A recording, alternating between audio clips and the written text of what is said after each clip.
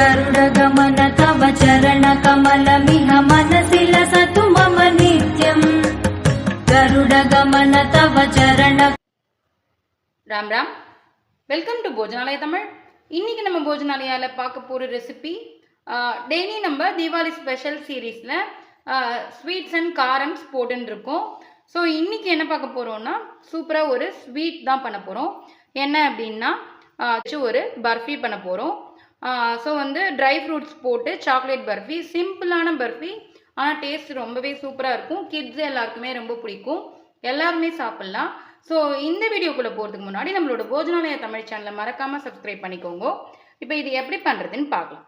Chocolate barfi பண்ணுறதுக்கு நான் என்னெல்லாம் இன்க்ரீடியன்ட் எடுத்து வச்சுருக்கேன்னா, 1 கப்பு சுகர், 1 கப்பு பால் பவுடர். அந்த சுகர் அந்த பால் பவுடர் எடுத்த அதே கப்பில் 1/4 கப்பு கோகோ பவுடர், அதுக்கப்புறம் அதே 1/4 கப்பு வெண்ணெய், கொஞ்சமாக வந்து ட்ரை ஃப்ரூட்ஸு, முந்திரி, பாதாம், அதுக்கப்புறம் கிஸ்மிஸ் கொஞ்சம் அது வந்து சாப் பண்ணி வச்சுருக்கேன். ஸோ இது எப்படி பண்ணுறதுன்னு இப்போ பார்க்கலாம். ஸோ சாக்லேட் பர்ஃபி பண்ணுறதுக்கு ஒரு அடிகனமான நான்ஸ்டிக் கடாய் எடுத்துகிட்டு இருக்கேன் நான். அதில் உங்களுக்கு எது ஒட்டாமல் வருமோ, எது ஸ்வீட் பண்ணுறதுக்கு ஈஸியாக இருக்குமோ அந்த மாதிரி பாட்டமாக எடுத்துக்கோங்க. நான் இன்றைக்கி இந்த நான்ஸ்டிக் கடாய் எடுத்துகிட்டு இருக்கேன். இதில் நம்ம எடுத்து வச்சுருக்கேன் இந்த 1 கப் சுகரை அப்படியே ஆட் பண்ணிக்கிறேன். ஆட் பண்ணிட்டு இதில் ஜஸ்ட்டு இது மூழ்கிற அளவுக்கு தண்ணி விட்டுருவோம். நம்ம விட்டு இதை வந்து ஃபஸ்ட்டு ஒரு சுகர் சிரப் ப்ரிப்பேர் பண்ணிக்க போகிறோம். இந்த சர்க்கரை நல்லா ஒரு 2 நிமிஷம் கொதித்து 1 ஸ்ட்ரிங் கன்சிஸ்டன்சி வரணும். அந்த அளவுக்கு இது நமக்கு சிரப் ரெடியானால் போகிறோம். இது கொதிக்கட்டும், நான் உங்களுக்கு இந்த சர்க்கரையோட பதம் காமிக்கிறேன். இப்போது இந்த சுகர் நல்லா கரைஞ்சி கொதிக்க ஆரம்பிச்சிருக்கு. இது 1 ஸ்ட்ரிங் கன்சிஸ்டன்சி வந்துருதான்னு நம்ம பார்க்கலாம். இது பாருங்க, இப்படி நம்ம எடுத்துட்டு இப்படி பண்ணினோம் அப்படின்னா இந்த மாதிரி வரணும். ஸோ பிசுக்கு வரணும். அந்த பிசுக்கு வர அளவுக்கு நம்ம இதை வந்து கொதிக்க விட்டோம்னா போதும், ரொம்ப கொதிக்க விடக்கூடாது.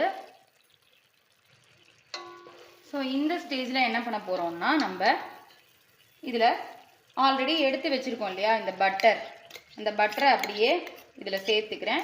நான் அளவெல்லாம் உங்களுக்கு கிளியராக டிஸ்கிரிப்ஷனில் கொடுக்குறேன். ஸோ இந்த பட்டர் வந்து இந்த சுகர் சிரப்பில் மெல்ட் ஆகி ஒரு மாதிரி பொங்கி வரும். அந்த ஸ்டேஜ் வரைக்கும் நம்ம இதை கொதிக்க விட போகிறோம். பாருங்க, பட்டர் போட்டதுக்கு அப்புறமா இந்த சுகரோட இது வந்து அப்படியே கொதிச்சு பொங்கி வர ஆரம்பிக்கும்.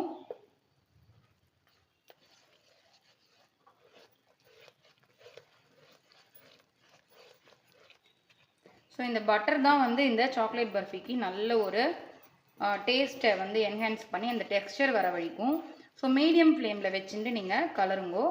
பட்டர் மெல்ட் ஆகி ஒரு 2 நிமிஷம் பொங்கட்டும். அந்த அளவுக்கு நம்ம இதை மெல்ட் பண்ணினா போதும்.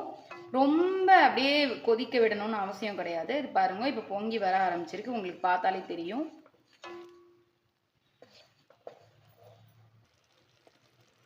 ஸோ இந்த மாதிரி பொங்கி வர ஆரம்பிச்சிருக்கு. இந்த ஸ்டேஜில் நான் அடுப்பை ஆஃப் பண்ணிடுறேன்.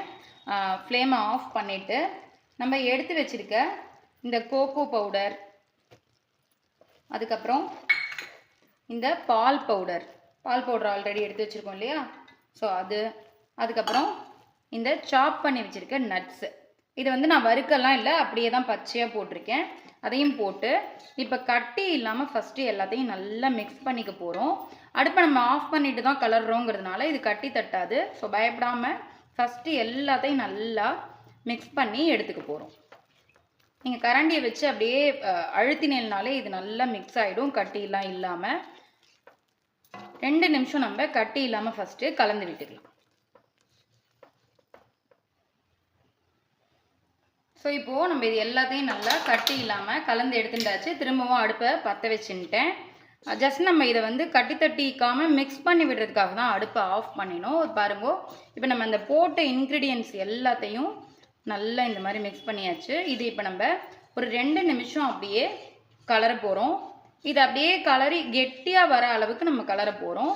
இதோட பதம் நான் உங்களுக்கு கொதிக்கட்டும், நான் இதோட பதம் என்னன்னு உங்களுக்கு சொல்கிறேன். இந்த கேப்பில் நம்ம என்ன பண்ண போகிறோம்னா, பீஸ் போடுறதுக்காக ஒரு தட்டில் நெய்யோ வெண்ணெயோ எது வேணாலும் தடவிக்கலாம். நான் ஒரு 1 சொட்டு நெய் மட்டும் தடவிக்கிறேன். பட்டர் வேணாலும் நம்ம தடவிக்கலாம். ஸோ தடவின்ட்டு வச்சுட்டோம் அப்படின்னா கொட்டி கலரிட்டு பீஸ் போடுறதுக்கு நமக்கு ஈஸியாக இருக்கும். இப்போ இது கொதிக்கட்டும், நான் உங்களுக்கு காமிக்கிறேன். இப்போ பார்த்தீங்கன்னா நம்ம இதை ஒரு 2 நிமிஷம் கலரி விட்டாச்சு, நல்லா கலந்து விட்டாச்சு. இப்போ பாருங்க, இது கொதிச்சு இந்த சர்க்கரை வந்து இந்த மாதிரி பூத்து வர ஆரம்பிக்கும். இந்த மாதிரி பபிள்ஸாக உங்களுக்கு பார்த்தா தெரியும். ஸோ இதுதான் இதோட கன்சிஸ்டன்சி. நல்லா பாருங்க, இது கொஞ்சம் கெட்டியாகி இதோட இது வந்து கொஞ்சம் திக்காகி சர்க்கரை இந்த மாதிரி நடுவில் பபுளாக பூத்து வரும். ஸோ இதுதான் கன்சிஸ்டன்சி. இந்த ஸ்டேஜில் நம்ம இதை இறக்கி வச்சு அந்த தட்டில் கொட்டிட்டு நல்லா கூல் டவுன் பண்ண போகிறோம். அதுக்கப்புறமா நான் உங்களுக்கு பீஸ் போட்டு காமிக்கிறேன். ஸோ இது பார்த்தீங்கன்னா இப்போது நம்ம தட்டில் போட்டு செட் பண்ணியாச்சு. நல்லா ஆறணும். இப்போ சூடாக இருக்கும் பொழுது போட்டோம்னா நமக்கு கண்டிப்பாக பீஸ் வராது. ஆறினதுக்கப்புறம் போட்டோம் அப்படின்னா நமக்கு சூப்பராக பீஸ் வர ஆரம்பிக்கும். நல்லா ஆறினதுக்கப்புறமா நான் உங்களுக்கு இதை போட்டு காமிக்கிறேன்.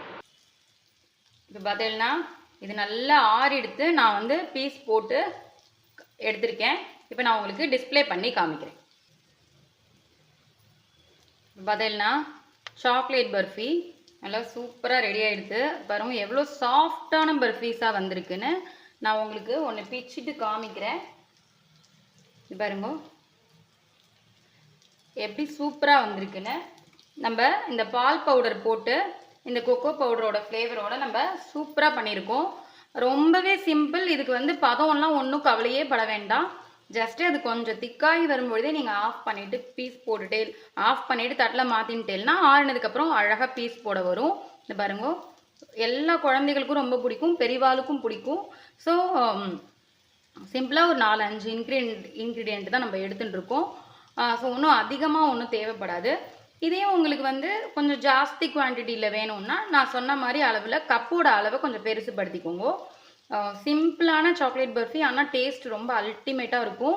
ஸோ இந்த வரப்போகிற தீபாவளிக்கு எல்லாருமே இந்த ஸ்வீட் ட்ரை பண்ணி பாருங்க. எல்லாருக்குமே கண்டிப்பாக நிச்சயமாக ரொம்ப பிடிக்கும். அது அந்தளவுக்கு டேஸ்ட்டாக இருக்கும். நம்ம இந்த மாதிரி சாக்லேட் பர்ஃபீஸ்லாம் வந்து கடையில் தான் வாங்கி சாப்பிட்ணும் கிடையாது. நம்மளே அதில் கண்டிப்பாக ட்ரை பண்ணி பார்க்கலாம். அவ்வளோ ஒரு சிம்பிளான டேஸ்டான ரெசிபி. ஸோ வந்து எல்லாருமே ட்ரை பண்ணி பார்த்துட்டு எப்படி வந்ததுன்னு உங்களோட ஃபீட்பேக் எனக்கு மறக்காமல் சொல்லுங்க. உங்கள் எல்லாருக்குமே நிச்சயமாக பிடிக்கும்னு நான் நம்புகிறேன். தொடர்ந்து நம்மளோட சேனலில் தீபாவளி ரெசிபிஸ் ஒன்று போட்டுருக்கோம்.